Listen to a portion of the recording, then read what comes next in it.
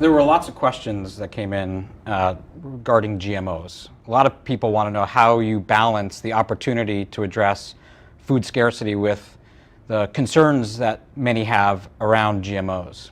Right, so genetically modified organisms, that's where you create a new seed by using some biological approach that changes the gene. One example is you can put a gene in that prevents the plant from getting disease. And so a disease that's wiping out the crops of poor people and causing tens of thousands to starve, you can get rid of that. The techniques we're using here were actually invented for human medicine. And in the case of human medicine, we don't have a total ban on all drugs that are created this way, nor do we have a total acceptance. What we do is each drug gets created, it's trialed, and then each country has scientists who look at, okay, what are the benefits and what are the risks of that new drug, and they decide. And it's a very sophisticated system that's trying to maximize human welfare. For plants, it's going to be the same. That is, to a priori say, no, we don't want that seed that blocks disease, that's dooming the poorest to never have this kind of tool. And it'd be ironic, since many of these advances are creating things like drought tolerance that poor people only need because rich people have been emitting so much CO2 that the climate conditions are worse for those poor people. Now, making sure that there's that scientific depth so that they can analyze crop by crop, that's something that the foundation is helping to invest in, but each country will have its own decisions. And there are in the pipeline some fantastic crops that need to be looked at. We have decades of experience where rich countries have used GMOs. Some countries like South Africa, Burkina Faso, Egypt are using some GMOs right now. But the big wins are ones that come later, and each of those should be looked at as a special case, not ruled out or ruled in based on the general perception.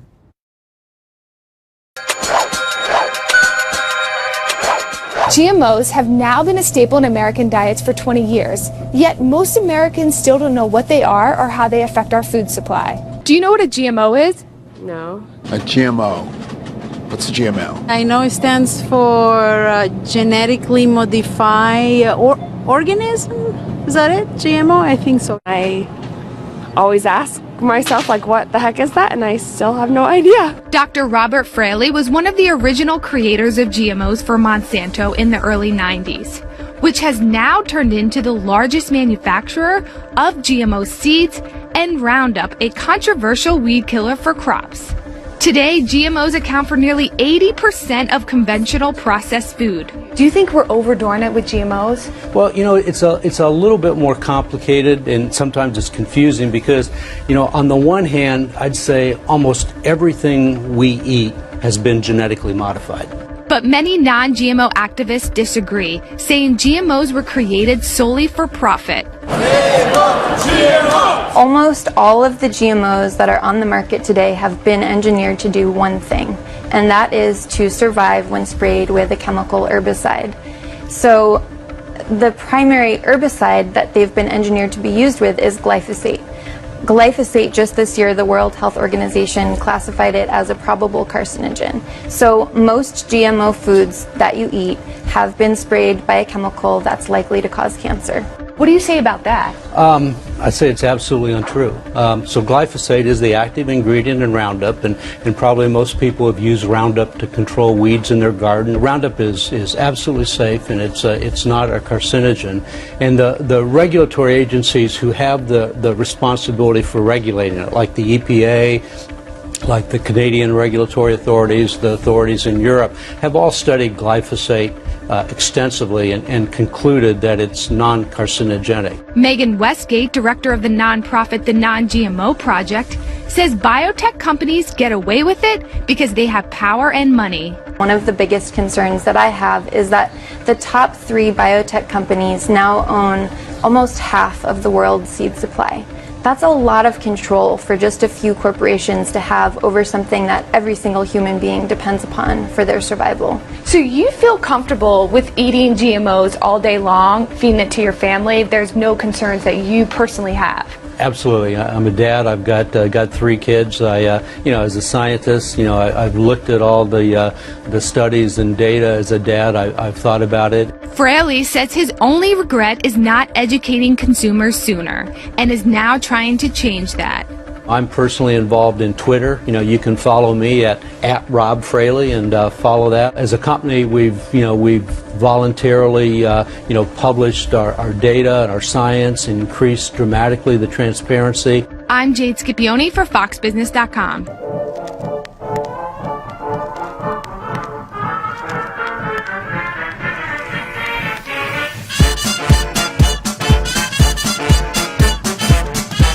So our vision is you can have a small, we call it a bioreactor, but it's a fancy name for a pressure cooker, honestly, like your bread maker or something like that, that can maintain temperature and right conditions for your cells and your nutrient solution.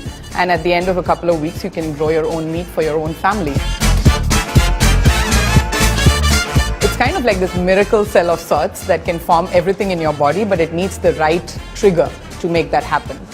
So we essentially feed them with a liquid nutrient, a mix of proteins, carbohydrates, fats, very similar to what the animal would eat itself.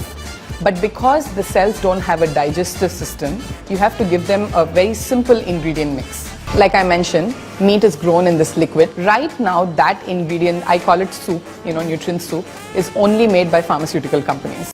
Bill Gates has been snatching up 242,000 acres of farmland across the US, enough to make him the top private farmland owner in America. According to the Land Report, the tech billionaire has been purchasing agricultural land for years, building a massive portfolio of farmland in 18 states. His largest holdings are more than 69,000 acres in Louisiana, almost 48,000 acres in Arkansas, and about 20,500 acres in Nebraska. Additionally, he has a stake in 25,750 acres of traditional land in Phoenix, Arizona, which is being developed as a new suburb. It's not clear how Gates' farmland is being used or whether any of the land is being set aside for conservation. This is not Gates' only foray into agriculture. In 2008, the Bill and Melinda Gates Foundation announced $306 million in grants to promote high-yield, sustainable agriculture among farmers in sub-Saharan Africa and South Asia. The foundation also invested in the development of supercrops resistant to climate change and higher-yield dairy cows.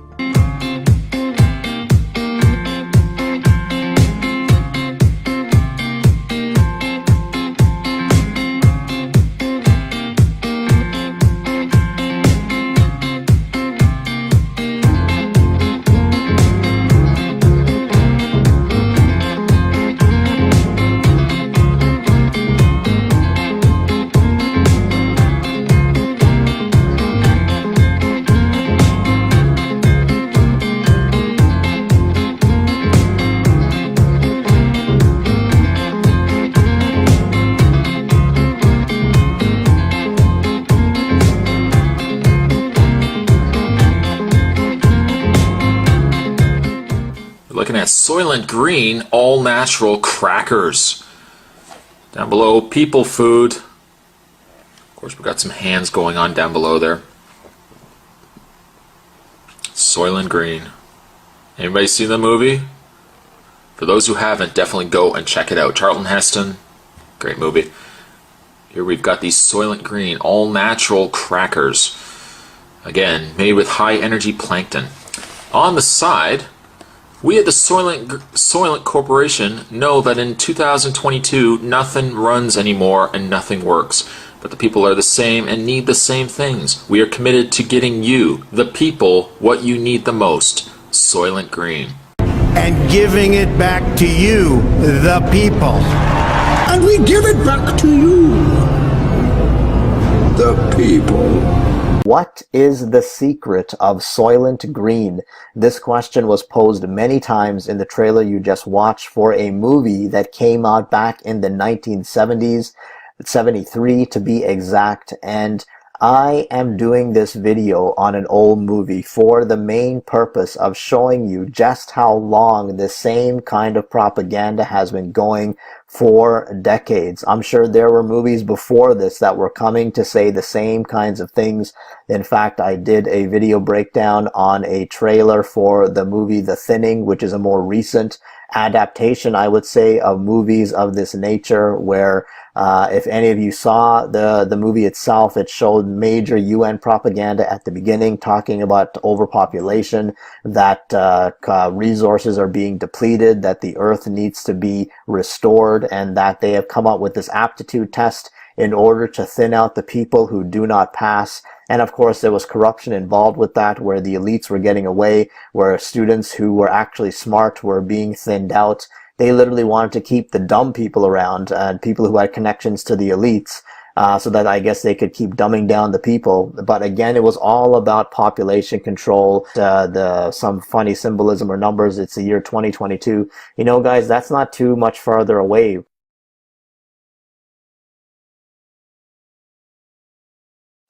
Not doing it will be catastrophic. We'll have 8 degrees, we'll be 8 degrees hotter in 30 or 40 years, and basically none of the crops will grow. Most of the people will have died, and the rest of us will be cannibals. Civilization will have broken down. What the few people who are left will be living in a failed state like Somalia or Sudan, and living conditions will be intolerable. The droughts will be so bad there'll be no more corn growing. Not doing it is suicide. Just like dropping bombs on each other, nuclear weapons is suicide. So we've got to stop doing the two suicidal things, which are hanging on to our nuclear weapons, and globalization. And then after that, we've got to stabilize the population. When I was born, there were what's wrong with the population? I mean, with too many people. That's why we have global warming. We have global warming because too many people are using too much stuff. But if there were less people, they'd be using less stuff. 2 billion is about right. Go figure the two. Tiene la ficción que podría entrelazarse con el presente si lo permitimos, o mejor dicho, si no hallamos la forma de evitarlo. Recordando algunos clásicos cinematográficos, existe una película llamada Soylent Green, que en español es llamada Cuando el destino nos alcance. Es una película estadounidense del año 1973, dirigida por Richard Fleischer y protagonizada por Charlton Heston. La industrialización del siglo XX llevó al hacinamiento, la contaminación y al calentamiento global debido al efecto invernadero.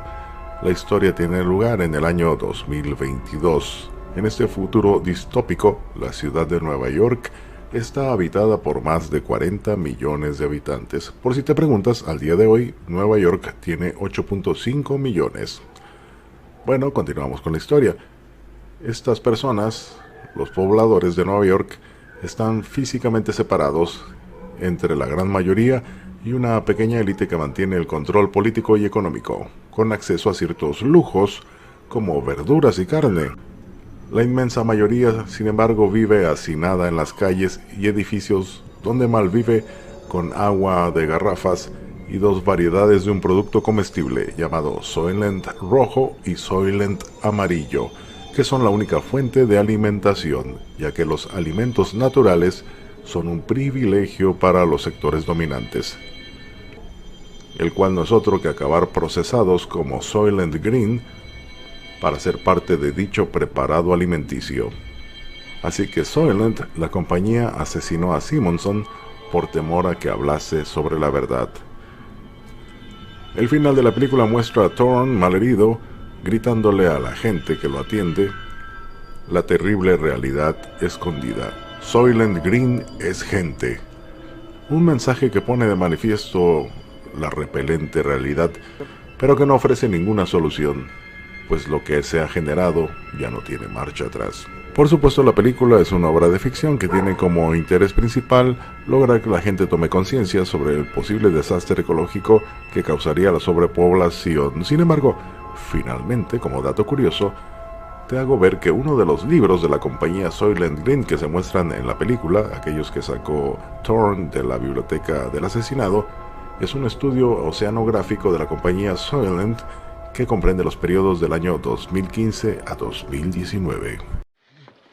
They're making our food out of people.